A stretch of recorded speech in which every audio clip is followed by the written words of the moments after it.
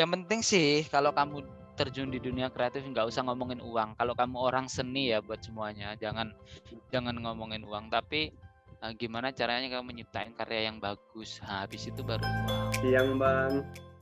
Oh, Asal selamat mana Bang? siang. Asal mana Aku Bang? aku di Solo ini, Solo. Solo. Dari kecil ya atau dari Enggak. kuliah? Enggak. Dari Aku kecil. kalau kelahiran di Jambi. Oh Jambi. Jambi habis itu pindah ke Jakarta gitu. Pindah ke Iya, Solo. Solo. Sejak kapan tuh Bang pindah Solo? 2015. Oh, itu karena ada job ya atau memang karena ada apa gitu kuliah misalnya atau kerja gitu? Ya kuliah, ya kerja.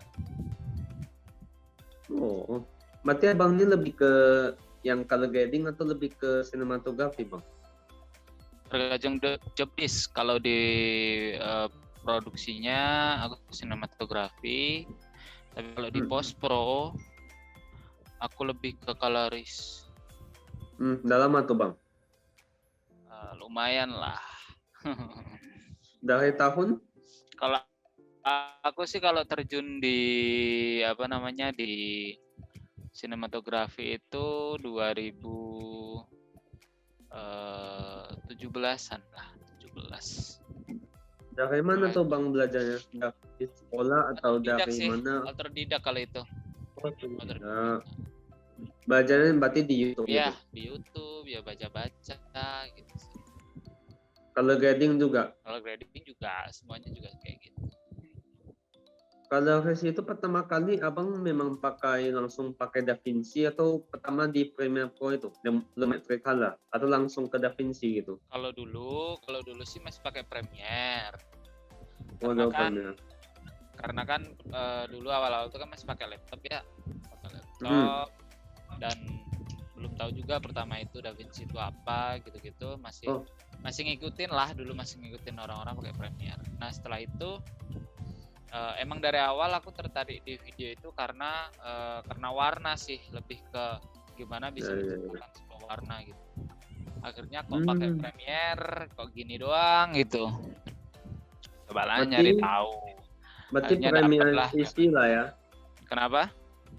Berarti dulu pakai Premiere CC lah ya, bukan CS6 lah ya. Kalau CS6 kan ada Lumetri Color kan. Iya, dulu udah nyobain juga Lumetri Color, udah nyobain. Cuman ya hasilnya nggak maksimal gitu, nggak bisa leluasa, nggak bisa apa yang aku inginkan tuh nggak aku dapet lah kalau di Premiere gitu. Kalau DaVinci itu dia apa bedanya Bang? Lebih kompleks itu dia ya? Lebih kompleks, lebih lengkap fitur-fitur untuk color gradingnya. Abang ada pakai Photoshop nggak gitu? Pernah pakai? Pernah pakai, ada. Dia konsepnya sama nggak kayak Photoshop? Misalnya kita mau tangkap objek tertentu gitu, kita select dulu atau langsung keseluruhan gitu kita color grading? Pada dasarnya basically sih untuk grading itu tetap ya kita pasti pakai selection gitu. Ya. Berarti sama. Pasti pakai selection. Cuman kan gimana ya, bedanya di foto sama video itu kan, kalau di foto kan nggak ada namanya objek yang bergerak. Kalau di video kan ada, jadi kita harus tracking gitu. Gitu. Di DaVinci juga pakai tracking? Pakai dong, harus di tracking. Contoh kita mau ngubah warna headset ini, kalau kita bergerak ini, kalau nggak kita tracking kan hilang, nggak bisa. Gitu. Berarti tuh satu project tuh biasanya Bang berapa lama tuh? Berarti dia sama kayak masking ya atau beda Bang? Ya sama, kita masking dulu, kan? habis itu kita tracking ya. Gitu. Berarti dia setiap detik ini kan, kita setiap detik kita ubah-ubah pola gitu kan, sesuaikan dengan pola gitu kan. Iya. Gitu. Berapa lama tuh Abang kerjakan misalnya misalnya? Enggak lama sih. Kalau aku pribadi sih, kalau udah dapat udah dapat moodnya atau udah dapat looknya, udah dari praproduksi itu udah disiapin, jadi ya udah enak aja gitu. enggak pusing. Hmm. Kalau kalau aku nih, kalian tahu lah ya. Jadi aku mau tanya gini, Bang. Menurut Abang, food test yang mudah di color grading itu yang mana? Biasanya kita pakai S-Log atau tanpa S-Log itu. Gimana ulangi pertanyaannya? Menurut Abang yang lebih mudah nih untuk color grading suatu food test, itu pakai S-Log atau enggak pakai S-Log? Lebih Yang pucat-pucat itu loh. jadi gini, Lebih mudah. kenapa diciptakan log profile atau Ya. raw itu memang akan lebih fleksibilitasnya untuk di post pro itu lebih luas gitu. Oh. Jadi nggak langsung instan jadi. Kalau mungkin kayak contoh kamera HP yang nggak ada log profilnya, itu kan ibaratnya diambil siap mungkin di offline doang, diupload gitu kan. Tapi kalau kita disediakan log itu ya itu lebih fleksibilitas saja buat kita olah ke mana-mana gitu. Itu sih fungsinya gitu. Tapi kalau misalnya kita butuh cepat nih, berarti bisa nggak kita gunakan S-Log itu? Flat profile. Bisa, tergantung sih kamu projectnya seperti apa gitu loh. Kita nggak bisa sih itu jadi patokan ataupun apa yang penting tuh saat praproduksi itu dimatengin. Ini nanti kurang lebih looknya mas seperti apa gitu, ngejarnya seperti apa gitu. Nah nanti waktu diproduksi baru diambil footage-nya, pas di post pro kan tinggal udah enak gitu. Jadi kita nggak bisa sih, tergantung projectnya seperti apa, mau dibuat seperti apa. Kalau ngomong bisa semuanya bisa, karena semua fitur yang ada di kamera itu kan ya oke semua gitu. Tergantung kitanya aja mau seperti apa atau kliennya pengennya seperti apa gitu. Waktu pertama kali abang pakai DaVinci itu langsung terjun atau pertama-tama ada tes dulu gitu? Misalnya kita seperti apa? Coba-coba lah gitu dalam proyek orang. Atau sebelum itu ada mungkin latihan dulu? Ya pasti sih latihan sendiri itu pasti. Kita coba ngejas kan. Dulu waktu aku pakai log itu masih pakai Sony Alpha 6300 ya kan, itu ada log profilnya. Ya udah kita belajar dari situ gimana buat warna yang kita inginkan gitu, atau cari contoh video ini terus kita coba color matching seperti itu, kira-kira sampai enggak gitu. Berarti flat profile itu lebih ke untuk ini ya, lebih untuk ke detail ya? Enggak ya? Enggak juga. Jadi ini mungkin buat ini ya, buat teman-teman semua. Jadi kalau ini nanti diupload mana sih di YouTube ya? Enggak, ini nanti mau dipakai di YouTube atau gimana? Untuk ke YouTube. YouTube yang mana? Apanya? YouTube yang mana sih? Yang ada tuh Wirali sama apa YouTube kreator Pekanbaru. Kreator Pekanbaru ya. Jadi kurang lebih itu kalau kita pengen maksimalin di post pro itu bukan hanya flat profilnya doang sih, tapi jadi di kamera itu ada yang namanya bidep, ada yang namanya bitrate gitu. Iya betul. Terus ada yang namanya chroma, ada yang namanya resolusi. Nah itu tuh semua itu berpengaruh gitu. Kita nggak bisa sih cuma ngandalin flat profile atau kita cuma ngandalin sensor atau resolusi, tapi yang paling penting itu kalau buat ngeadjust color itu bitrate sama bidep. Udah itu. Karena bitrate semakin tinggi, bidep semakin tinggi, ya udah itu kaya kan akan ininya informasi di dalam filenya itu. Jadi kita mau otak-atik pun enak gitu. DaVinci itu ini berat enggak gitu bang? Berat. Itu dia lebih ke VGA. Jadi VGA-nya harus bagus ya. Oke. Kalau misalnya nih, abang ada kayak kemana ya? Abang kan ada project sama Bang Uhofi kan? Itu butuh berapa lama bang? Kalau misalnya semua udah sampai ke bagian abang gitu untuk color grading? Kemarin cuma aku kerjain kalau itu 3 harian. Total berapa menit tuh bang? 15 menit ya? 10 menit ya tuh? Enggak nyampe lah kayaknya. Nyampe? atau berapa itu kemarin, 3 atau 5 menit itu. Gitu. Kalau misalnya kita bagian color grading nih, kita perlu nggak konfirmasi sama bagian misalnya klien kita lah itu ibaratnya. Perlu nggak gitu? Iya dong, Konfirmasi, pasti dong. Kita kasih perlu dong juga ya. sampelnya kita kasih dong. Atau sana pengennya dibuat seperti apa gitu. Jadi tanya aja dulu ada referensinya nggak gitu. Kalau ada coba kirim.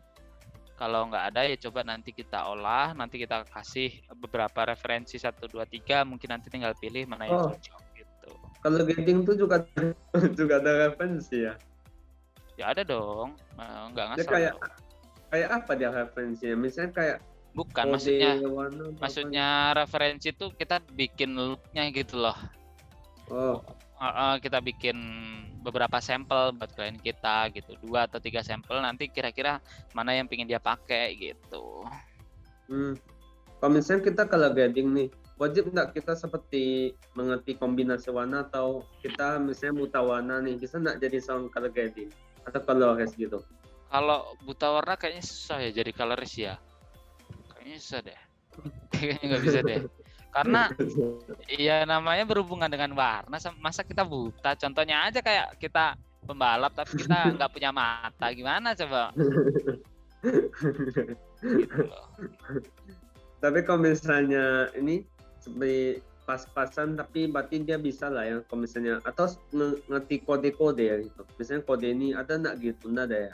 Nggak ada sih. Jadi orang colorist itu jam terbang sih menurutku, feeling udah termasuk feeling. Yang penting tahu basicnya, nah setelah itu udah jam terbang sih, karena itu mainnya udah feeling gitu, nggak ada secara teoritis. Mungkin ya teorinya cuman ya kalau adegan dramatik berarti harus dark, harus mencekam, nah gitu-gitu. Udah teorinya seperti itu. Tapi pengaplikasiannya itu kan ya udah itu pengalaman aja sih gitu. Pertama kali waktu abang menjadi color grading yang ini ya di DaVinci atau abang pakai laptop apa tuh? Oh, waktu awal-awal itu masih pakai laptop HP apa itu ya, tipenya lupa aku. Pokoknya HP sih itu. Dan Intel berapa dulu tuh? Intel 3, masih 3 kalau nggak salah. Terus pakai VGA Radeon apa? Dulu masih bisa tuh, tapi kayaknya nggak tahu sekarang pakai VGA itu bisa ngangkat nggak? Berapa tahun tuh bang bertahan pakai laptop tuh? Laptop itu berapa ya dulu ya? Lupa aku berapa. Cuman habis bikin pakai laptop itu aku bikin PC, cuman masih PC kentang gitu. Itu cuman dulu tuh kan aku tuh ngeditnya offline-nya masih di Premiere, terus aku balik ke Premiere dulu waktu masih pakai laptop kayak gitu sama PC yang habis itu. Tapi sekarang udah semua lisensi full ke Beda kamera misalnya nih, beda kamera yang kayak besar-besar gitu kayak Red Eyes atau Alexa sama mirrorless tuh dalam color grading ada beda nggak gitu jauhnya gitu untuk color grading? Misalnya flat profile-nya jauh. Oh beda. Ya itu tadi yang aku bilang tadi. Sebenarnya apapun kameranya itu tetap bisa, cuman isi dalam kameranya aja sih. Tapi kalau nggak bisa dipungkiri, kalau kamera udah yang namanya Arri Alexa itu udah is the best lah. Itu kamera paling is the best. Mau di otak warnanya, mau di apa itu udah enak banget. Karena warna yang dihasilkan dari itu entah nggak tahu itu udah natural banget gitu loh, udah enak banget warnanya. Gitu. Nah, tadi sih yang perlu dicatat, hal yang pertama itu adalah color bidep dalam setiap kamera ya ini. Pertama color bidep, kedua adalah color bitrate, terus chroma, habis itu baru resolusi. Itu. Terus sensor itu kesekian lah. Percuma sensor lu full frame tapi lu masih 8 bit gitu, masih 8 bit 420 pasti ya akan kalah dengan yang Super 35 udah bisa 10 bit atau 12 bit gitu. mengenai color ya, fleksibilitas di color gradingnya gitu. Karena jelas banget kan, kamu udah tahu lah bedanya 8 bit sama 10 bit 12 bit kan, apa gitu, pasti udah tahu. Nah kalau di DaVinci itu kerasa kalau kita geser warna dikit aja. Kalau yang 8 bit itu antara mungkin merah banget sama agak merah itu, kalau 8 bit digeser semuanya akan ngikut, atau warna ini kalau diseleksi itu akan ngikut semua. Beda dengan 12 bit atau 10 bit gitu. Jadi kita select merah pekat sama merah yang nggak pekat itu bisa pisah gitu. Itulah yang membedakan gitu. Yang yang masuk bit tuh berarti bit pixelnya ya atau apa? Aku kan ngerti Ya, itu lah yang bit. Kalau yang bit depth itu yang 8 bit, 10 bit itu lo 10 bit, 12 bit. Terus sekarang yang paling tinggi itu 16 bit, nah gitu. Terus kalau yang bitrate itu yang per secondnya itu berapa Mbps gitu. Ah ya tuh. Berarti kalau bit tuh apa dia bang? Kayak resolusi atau gimana tuh? Bukan, maksudnya? Resolusi sendiri dong. Bitrate itu sendiri. Bitrate bit depth itu kedalaman warna. Kedalaman warna. Itu bit depth. Kalau bitrate itu kedalaman warna kalau bit depth. Kalau di Premiere kan kita mainkan saturation, habis itu main white balance, habis itu adalah banyak-banyak tuh kan. Kalau DaVinci itu apa yang dimainkan? Misalnya warna kuning, warna hijau, warna merah gitu ya? Enggak ya? Atau sama juga saturation-nya gitu? Semua itu juga ada di DaVinci. Juga ada. Ada gitu. Ada. Cuman tuh kalau di DaVinci itu tools-nya itu lebih banyak daripada di Premiere. Aku pernah lihat ada colorist dia main alat-alat tuh, berarti abang juga pakai ya? Alat tuh untuk apa tuh bang? Panel, itu namanya panel control. Kalau aku sih kebetulan belum pakai, aku cuma pakai keyboard sama mouse doang. Itu tuh sebenarnya alat lebih kayak mempermudah sih, mempermudah kita, karena kita nggak perlu ngeklik, tinggal mencet aja semua, tinggal kita olah. Dan dia bisa digerakin secara bersamaan. Beda kan kalau kita cuma pakai pakai mouse atau pakai keyboard itu kan satu-satu. Kalau itu bisa. Iya sih, betul. Lebih ke situ sih.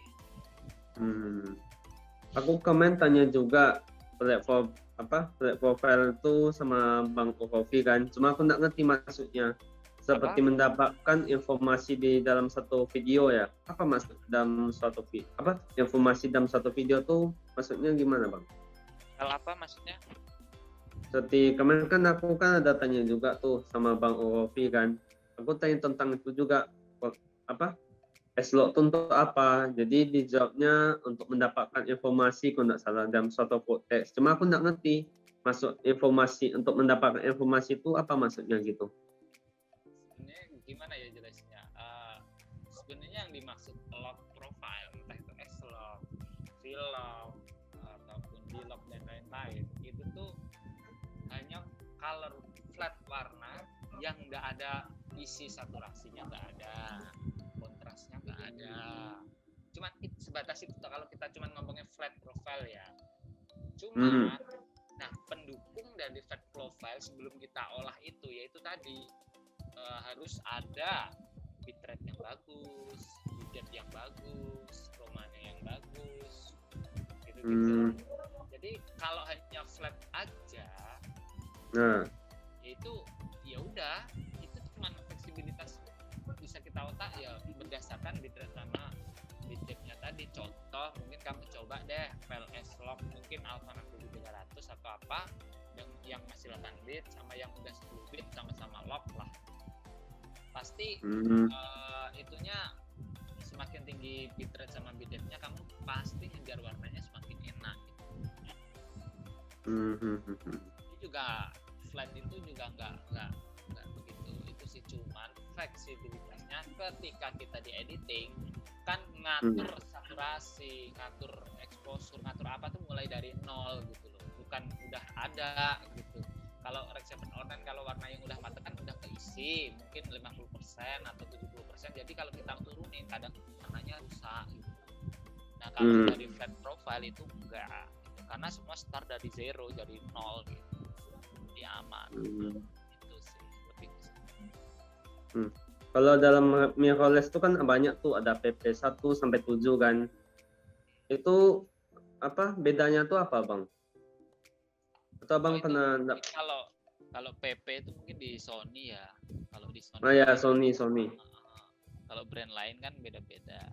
Enggak sih, itu Oh. tuh cuman picture profile. Itu Oh. kayak custom aja sih. Itu Oh, ibaratnya itu dalam cuman frame itu trik. seperti looks lah ya. Hmm, ya Atau mungkin beda ya? mungkin bisa jadi itu kan kayak settingan aja sih. Itu kan bisa Oh. kita custom buat mungkin PP1 kamu bikin buat Aku kira semakin tinggi semakin berat. enggak. Itu cuma Oke, picture oke. profile aja, enggak ngaruh ke itu tadi kan.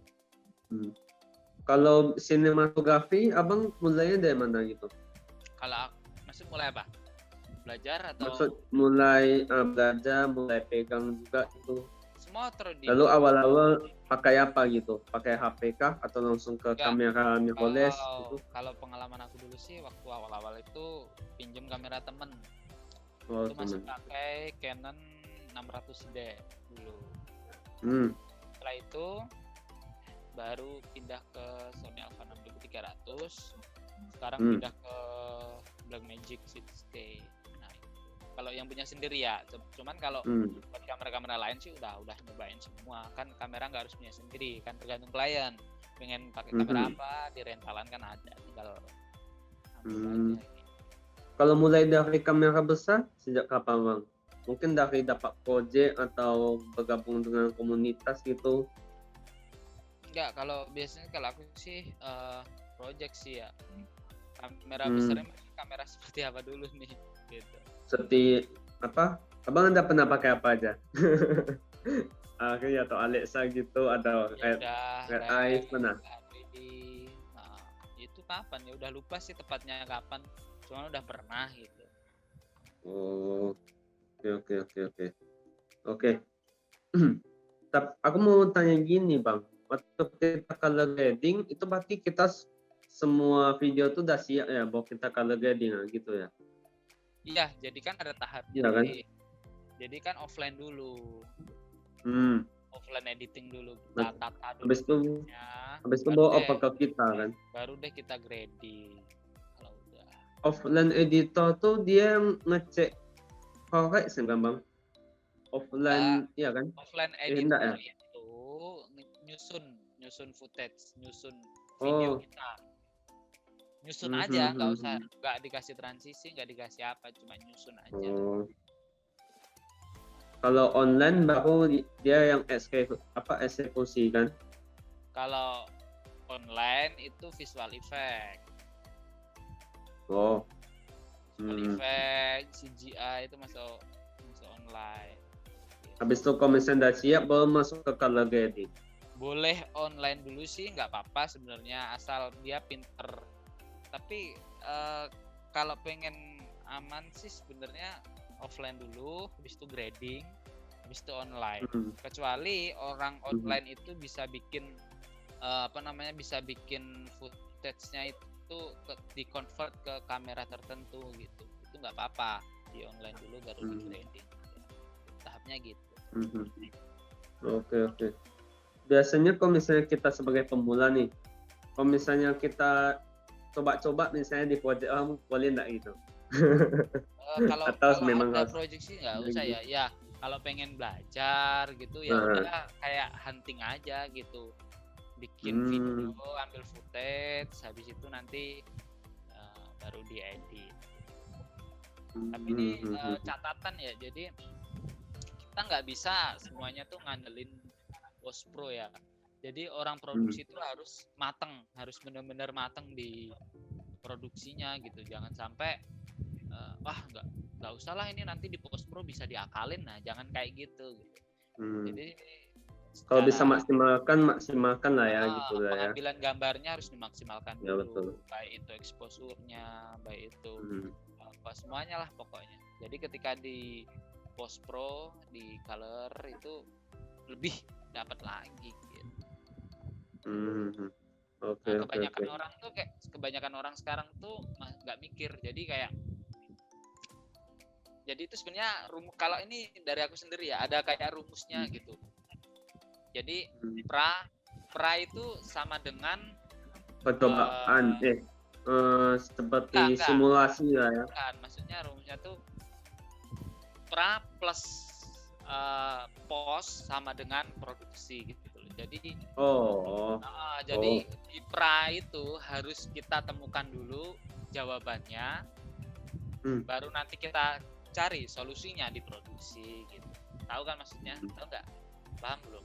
Misalnya kayak praproduksi berarti sebelum produksi kan maksudnya jadi kan? sebelum produksi kita kan bikin konsepnya dulu nih, bikin ya, storyboard.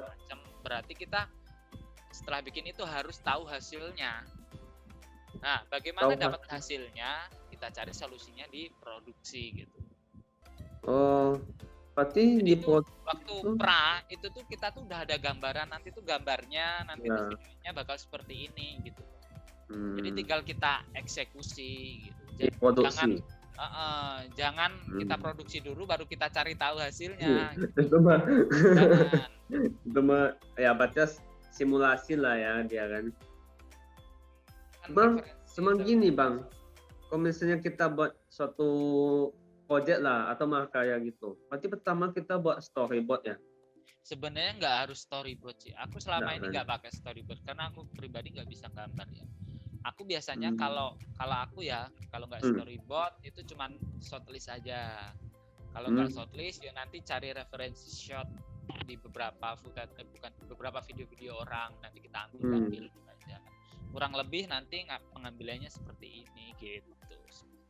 Cuma gini Bang, misalnya kita kan ada project nih, cuma kita mau menjelaskan ke klien misalnya ini nih konsep mau gini, nanti scene-nya mau kayak ini, itu cuma kita susah tuh jelaskan gimana, cuma kita harus pakai apa dia gitu. Susah jelasinnya atau kliennya susah memahami?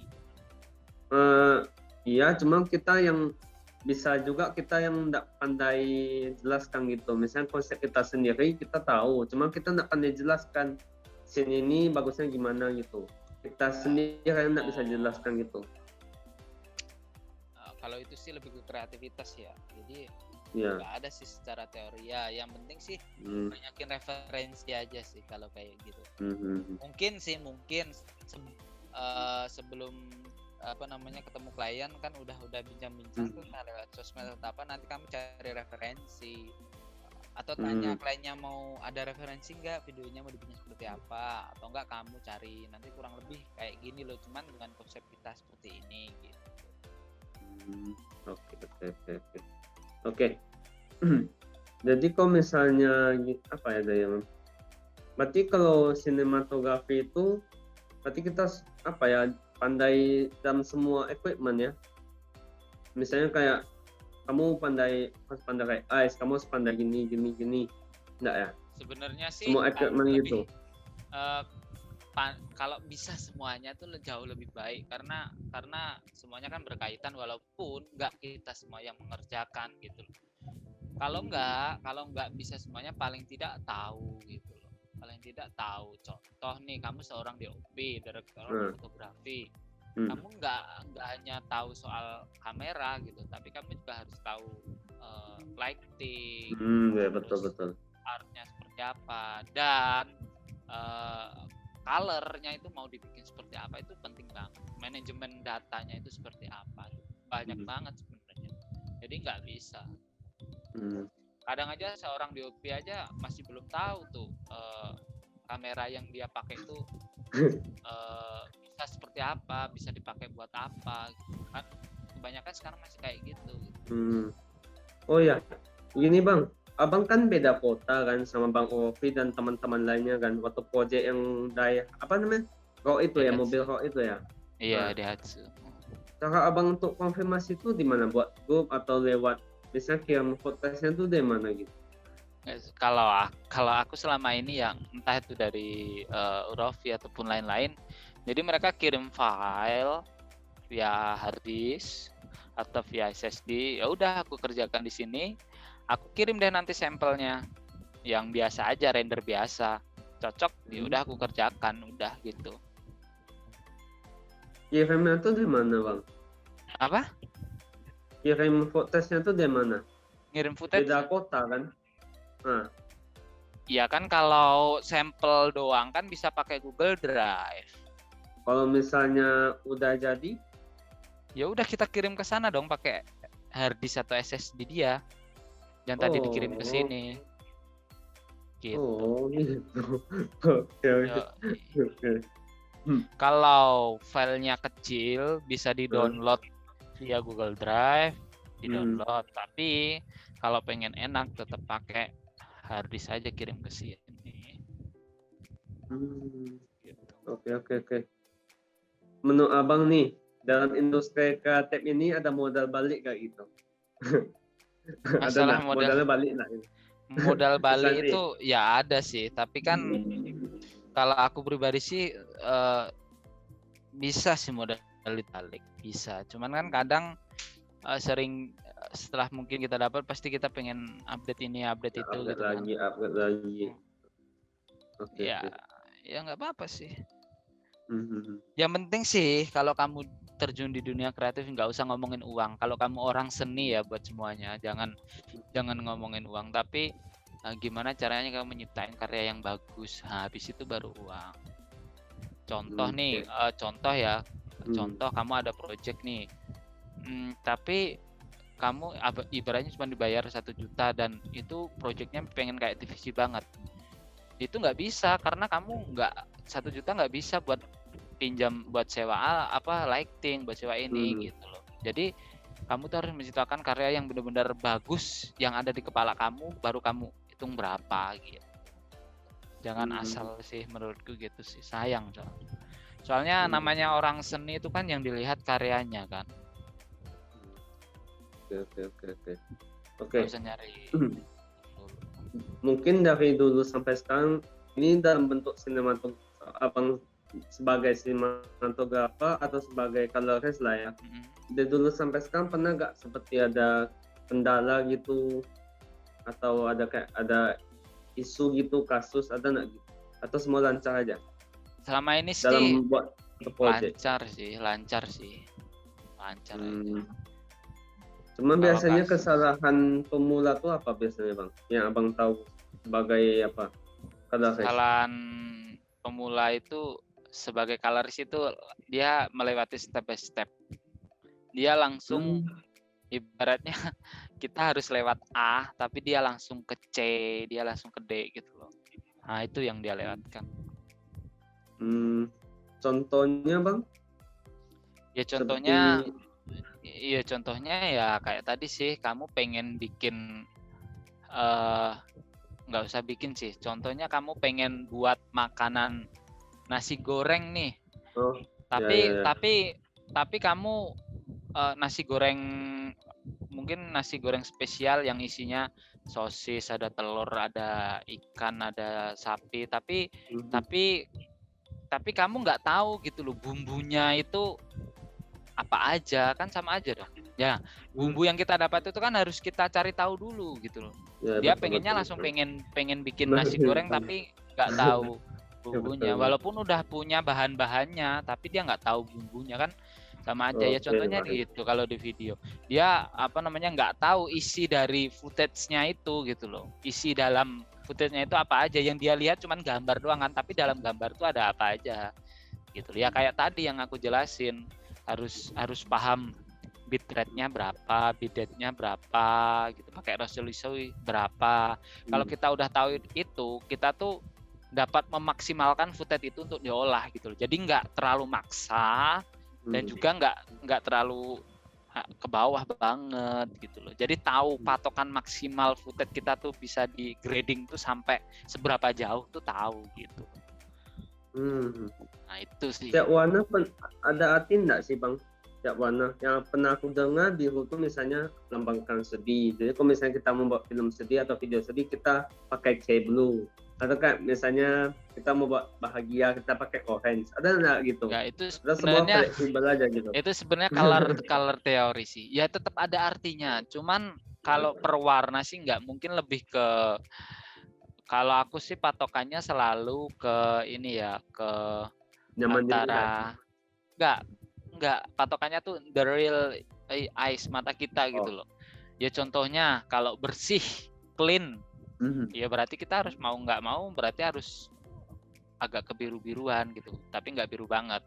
Itu kan menandakan bersih gitu loh. Contoh aja kamu bayangin kalau iklan skincare tapi kamu bikin warna warm, kamu bikin warna kuning, kan jadi aneh kan, jadi nggak kelihatan bersih, nggak kelihatan. Nah, contohnya sih seperti itu sih. Terus kalau contoh adegan horor, film horor gitu, tapi looknya kamu bikin cerah kayak komedi, kan jadi nggak serem, walaupun Ya, itu betul. serem, walaupun adegan sound effect-nya udah oke serem, tapi kalau looknya, gambarnya, visualnya itu nggak menunjukkan keseraman juga nggak oke gitu ya kan. Jadi di situ sih lebih ke tujuan dalam film itu jadi nggak ada jadinya. iya, jadi itu tujuannya di situ. Aku pernah lihat IG abang yang abang haluskan yang skincare itu ya, yang ada apa namanya masker wajah ya. Itu kan aku ada lihat abang dari kasar ke halus itu dari Da Vinci memang bisa gitu ya? Bisa. Tekstur atau apa gitu? Bisa. Oh bisa juga. Itu pakai apa tuh? Pakai masking juga tuh ya? Tergantung sih, karena banyak toolsnya. Ya bisa di masking dulu skin tone-nya, habis itu di adjust, mau diarahin seperti apa juga bisa. Banyak kalau di Da Vinci itu sebenarnya tuh. Tergantung kita mau explore aja berapa jauh. Kalau abang itu kan toolnya banyak tuh, berarti abang coba satu-satu atau lewat YouTube atau apa gitu? Kalau dulu sih pertama lihat YouTube, tapi semakin kesini tuh ya udah ngalir aja. Contoh dengan tools ini ternyata kurang, ya udah pakai tools ini gitu loh. Jadi ada alternatif lainnya gitu, nggak satu doang. Oke. Jadi apa mungkin pesan abang untuk mereka sebagai pemula termasuk saya, termasuk aku pemula dalam yang mengenai color grading atau sebagai basic correction atau dan lain-lain, apa pesan abang untuk mereka termasuk saya? Ya buat para yang seneng grading atau pengen jadi colorist itu yang pertama harus paham metadata.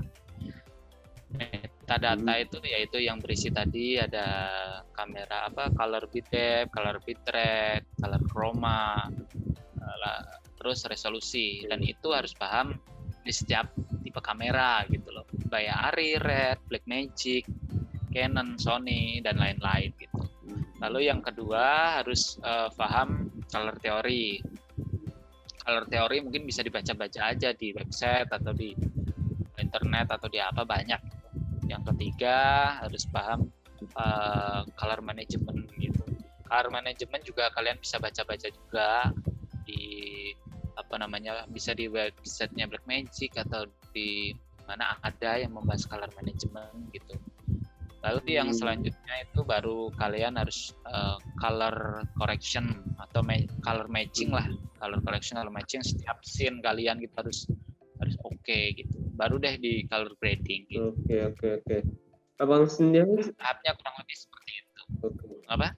Kalau abang profesional itu sejak kapan? Misalnya kayak mulai terima job gitu atau apa? Mulai kapan ya? Kalau kayaknya mulai 2017 deh, 2017-18 itu udah mulai lumayan gitu. Oke. Waktu pertama kali dapat job itu relawan atau cuman sekedar sebagai portofolio atau udah termasuk komersial? Pertama kali. Dulu pernah waktu dapat project pertama itu dari kampus, dari universitas dulu gitu. Oke. Kalau misalnya nih kita udah jalani, misalnya kayak saya sendiri kan, aku sendiri seperti udah seperti pernah jadi panitia atau ikut serta lah jadi suatu event 15 event terutama aku sih 15 event, cuman sampai sekarang mungkin ya belum ada perkembangan. Mungkin apa pesan abang untuk apa? Apa pesan abang itu? Event apa nih? Kayak ya setiap event-event suatu organisasi itu bang, Oh, festival atau kayak CBL atau dan gitu. event ini ya, event apa? Bikin Event video atau ya, bukan bikin video, maksudnya bikin video event gitu ya? Dokumentasi sih, lebih ke dokumentasi ya. sih. Dokumentasi. Pesannya apa maksudnya gitu? Apa yang mungkin ada apa mendapatkan? Kalau gini ya, kalau buat video dokumentasi itu jangan yang aneh-aneh menurutku sih. Jadi kalau masalah color itu senatural mungkin gitu loh, karena itu dokumentasi. Yang namanya dokumentasi ya harus the real of yang kita lihat gitu loh. Jadi jangan di banyak mainin warna gitu sih. Boleh nambah saturasi atau setting boleh, yang penting jangan ngerubah sih menurutku. Karena itu momen. Itu kalau yang buat momen. Beda lagi kan kalau buat komersil, buat film, buat apa, karena itu kan ya udah, karena itu kita atur. Nah ini lagi sih buat apa namanya, buat ya wedding atau apa itu mungkin kalian harus baca-baca mungkin color theory deh. Kalau kadang kan masih ada nih, soalnya kalau orang-orang bikin prewed atau apa tuh kan kadang colornya dibikin dark gitu loh. Makanya dibikin gelap itu kan wedding ataupun prewed enggak sih, harusnya colornya tuh lebih yang agak cerah gitu loh, biar itu menggambarkan kalau suasananya itu lagi bahagia.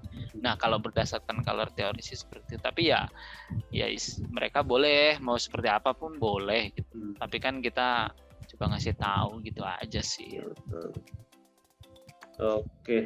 Oke, mungkin gitu saja bang. Soalnya ganggu waktunya, nanti kalau misalnya aku udah tanya-tanya lagi nanti lah aku coba chat sama abang lagi. Kalau misalnya aku dapat tanyakan yang mau aku tanyakan. Jadi thank you bang. Siap.